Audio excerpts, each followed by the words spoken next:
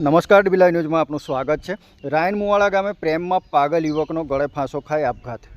તારો નહીં તો કોઈનો ન થવું પણ તું ના મળી મારું કેવું નસીબ છે એવું સ્ટેટસ મૂકી અને યુવકે કરી આત્મહત્યા।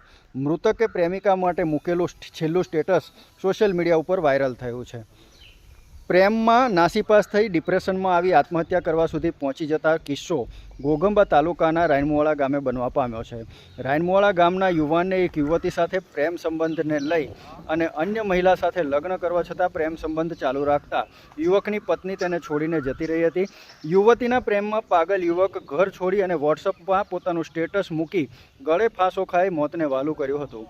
રાજગઢ પોલીસને આ અંગેની જાણ થતાં રાજગઢ પોલીસે મૃતદેહને પોસ્ટમોર્ટમ અર્થે ઘોઘંબા સિવિલ હોસ્પિટલ ખાતે મોકલી અને આગળની કાર્યવાહી હાથ ધરી છે।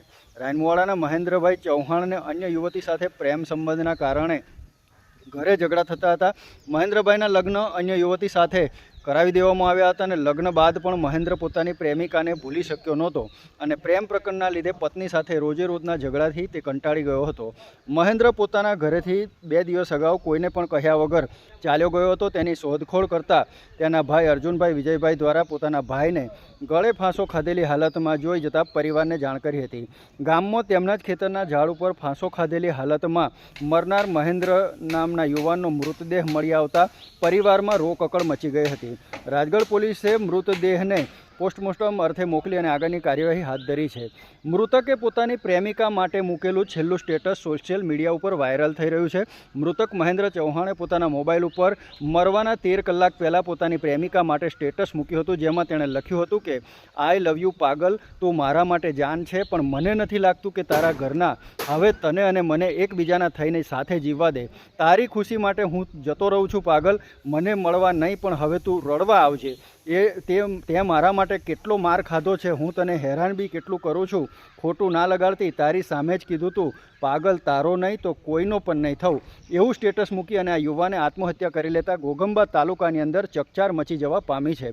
નિલેશ સોલંકી સાથે DB live news Ghoghamba. Chauhan Arjun Vijay. શું ઘટના બની હતી? 24 તારીખે મારો ભાઈ નીકળી ગયેલો ઘોઘંબા જાવ એમ કરીને સવારે, તો ફરી હવે કોઈ માહિતી નહીં મળી કે 3 વાગ્યા સુધી કીધું કે ફોન ઉપાડ સોંજે આવી જશે એમ, પણ ફરી કોઈ 3 વાગ્યા ફરી કોઈ એનો ફોન ઉપાડ્યો નહીં અને 26 તારીખે સવારમાં ખેતરમાં ગયા હતા, જોવા મળ્યું કે લટકેલી હાલતમાં। શું નામ હતું તમારા ભાઈનું? મહેન્દ્ર ચૌહાણ। મહેન્દ્રભાઈ, ગામ? રાયનમુવાડા। શું નામ છે તમારું? પરમાર વિજયસિંહ ગણપતસિંહ। શું હોદ્દો છે તમારો? માજી સરપંચ તરીકે। જી, આજે રાયનમુવાડા ગામમાં જે ઘટના બની છે તે શું બની હતી? એ ઘટના ગળે ફાંસો ખાઈ એના ભાઈનો ફોન આવ્યો, સ્થળ ઉપર ગયો તો ટેંગાયેલો હતો એક દોરીથી અને પગ નીચે હતો, પણ મોઢામાંથી જીભ નીકળેલી હતી એ હાલતમાં મેં જોયા પછી એને ભાઈને કીધું કે ભાઈ જા પોલીસ સ્ટેશન અને જાહેરનામું આપ। અને પછી એ ભાઈ એની ભાઈ અને એની મધર એ પોલીસ સ્ટેશન આવ્યા અને પોલીસ સ્ટેશન આવ્યા પછી પોલીસ આવ્યા અને પીએમ માટે સરકારી હોસ્પિટલમાં લાવવામાં આવ્યા છે। અત્યારે હવે આગળની પ્રોસેસ શું ધરવામાં આવી છે? હવે તો જે ડૉક્ટરનું પીએમ આવે એની પર કહી શકાય।